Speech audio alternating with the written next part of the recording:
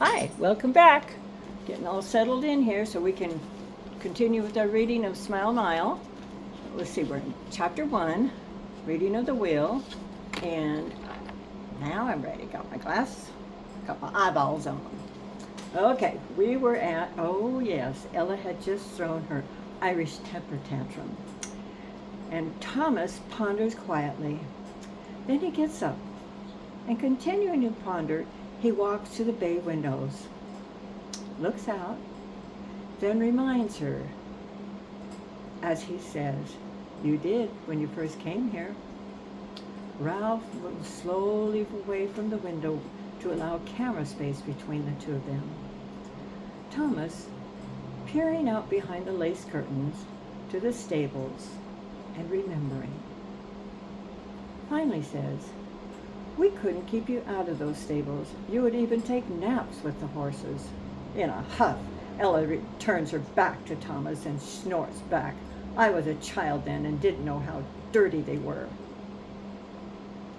After a few moments of silence, with Thomas still looking out the window, Ella slowly gets up and walks to the large granite fireplace.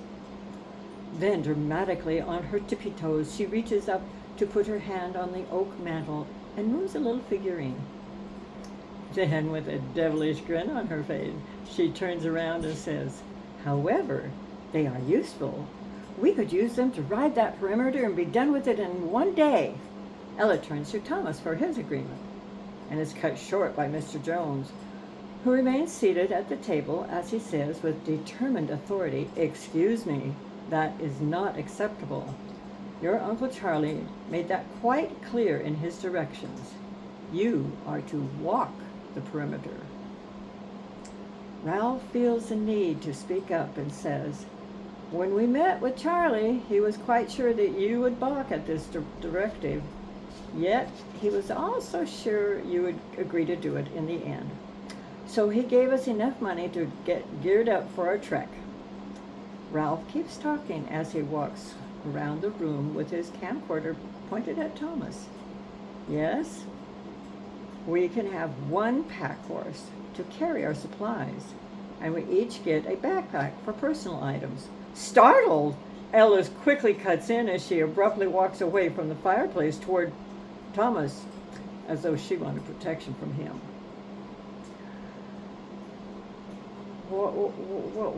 What do you mean, we will need supplies and personal items? Are you coming along with those cameras or whatever they're called? Thomas glares at Ella as she approaches him. She deliberately stops at the opposite end of the bay window, deciding to avoid being near to him. Paul is standing in an advantageous place to keep filming Ella's reactions, and he quickly answers, "Well, now, that's our job. Your Uncle Charlie told us that since he could walk the fence line at age 30, that's an 8, at age 80 in 2 days, it would most likely take you 4 or 5 days. So yes, we will need supplies, food and bedding to make it somewhat of a more comfortable trek for all of us, because your Uncle Charlie hired us to document the whole adventure," Thomas says as he turns to the group and knowingly finishes the sentence. Then he turns back to the bay window and thoughtfully peers out at the stables again. "Well, I never," stammers Ella as she backs into the large bay windows to sit on the window seat. Thomas speaks up rather sarcastically as he walks over to the fireplace, saying, "Yeah, dear Ella, that is right. You never walked or rode that fence line with Uncle Charles." She quickly spits back, "And I suppose you have." Leaning against the granite stone of the fireplace and comfortably placing his elbow on the oak mantel, Thomas answers proudly, "Actually, yes, a few times." Thomas looks up as though he has seen something. Then he continues, "First time was when I was about 10. Just wanted to see what he did out there." fence mending. And over the years, he taught me a thing or two. I did go with him occasionally. Thomas walks slowly around the table as he continues with his pondering.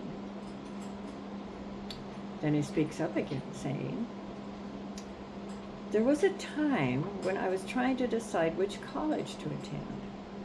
Uncle Charles suggested we go mend a fence or two. That was very him. Peaceful, and it provided pondering time there." "Peaceful!" Ella calls out in disgust as she gets up and walks toward Thomas at the foot of the table, calling out, "How can being out there where wild animals are trying to get you, how can that be peaceful?" By now, they are face to face. Well, she's not quite as tall as Thomas is. He placatingly suggests, "Let's just do what Uncle Charlie wants of us. Then we can decide what we will do with his ranch." Ella sits abruptly in the nearest chair, totally devastated. Turning to Mr. Jones, Thomas calmly asks, "When are we to leave?" Mr. Jones responds with a shrug of his shoulders as he casually answers, "As soon as you can get geared up." Ralph and Thomas smiled at each other. Excuse me, that's Paul. Ralph and Paul smiled at each other. Then Paul quickly reports, "Actually, we are geared up and ready as per Charles' request. We can leave in the morning at dawn, 5 a.m. Ella sadly shakes her head and slumps down in her chair as she says, "Is that really necessary?" Ralph responds, "Yes, we need to travel in the cool of the morning. These Montana afternoons can get pretty hot and muggy up here in the summer."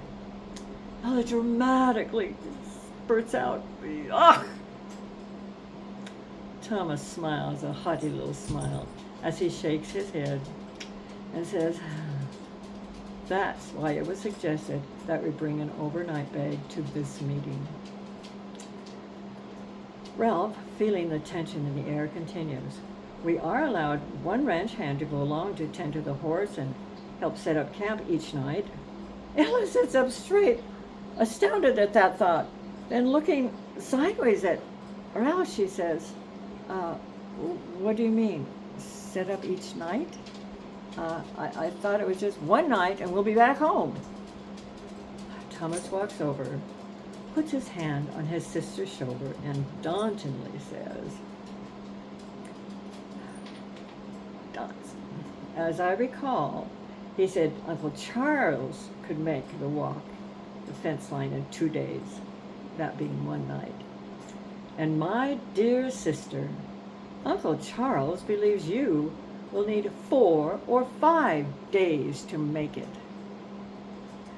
Ella jumps up out of her chair, insulted, and states her case loudly, saying, "I work out at the gym, teach dance lessons and gymnastics at the college. I'm no wimp." She defends herself. "I can keep up with all you men." Ella turns in a huff and heads to the hand-carved stairwell beyond the arched entry. Then, turning back to face the men, she says, "Well, I'm going to bed. I'll see all of you in the morning. Good night, Mr. Jones. And you, Mr. Paul, are not to follow me to my room." As she is heading toward the stairs, she mutters, "All I wanted was the lace tablecloth and curtains and, well, a few other trinkets." Paul does record her exit as she picks up her purse and her overnight bag off the circular antique velveteen settee in the center of the entry room. And he follows her as she saunters up the grand stairway until she is out of sight, going to her room. Paul quickly returns to the group in the dining room. They have been watching Ella's departure with somewhat of a gleeful attitude. Well, Thomas expresses his disapproval and disgust at her. Pa shrugs his shoulders and, walking over to the fireplace, puts his camcorder into its equipment case. Thomas speaks up first, rather seriously, saying, "Well, I'd better be calling my boss and let him know I'll be gone for more than a couple of days." Mr. Jones, as he is picking up his briefcase, informs him, "Actually, after you notified me that you were at the airport, I contacted your boss to arrange for a 2-week vacation. I let him know that there are certain things you need to do here at the ranch before you head back to Portland." Then, as Mr. Jones picks up his hat, he adds, "So you really only need to contact your wife and children where they're staying. Let's see. It's a B&B in Butte, isn't it? Anyway, they get to an extended vacation or can head back to Portland. You tell Barbara that whatever she decides, Uncle Charlie is paying for it." He smiles and exits, saying, "Be sure to call me when you get back to the ranch." Just then, Maria enters the foyer. She's a lovely grandmotherly type Italian lady who gets things done, which is why she has been the head cook for this dude ranch since Charlie first opened it. Maria is surprised that Mr. Jones is at the front door, and she quickly asks, "Oh, Mr. Jones, don't you want a bite to eat, a snack before you head home?" Turning toward her, he bows slightly like a gentleman would, tips his hat, and says, "Very kind of you, Maria. However, I believe I'll let those here be about the planning they need to do." Then, putting on his hat, he says, "Good night," and exits through the beautiful hand-carved oak doors. Yes, sir," says Maria quietly. She turns to Thomas and asks, "Would you like anything to eat or drink at this time, Mr. Thomas?" Thomas lets out a big sigh of relief and responds, "Actually, do you have any of your famous apple pie on hand?" Maria happily smiles and quickly says, "I certainly do." Then she heads down the hall foyer back to the kitchen to get things ready. Well, looks like that's it. Our time is up. Thanks for being here with me. Be sure and come again next time. Well, reminder, you could get your book from my website, grandmajeanbooks.com. Then you can follow along and see all these little changes that I make as I'm speaking. Well, till then, may the good Lord continue to bless you and yours as you go about with kindness and love. Bye-bye now. Love hugs from Grandma Jean. Oops. That didn't work.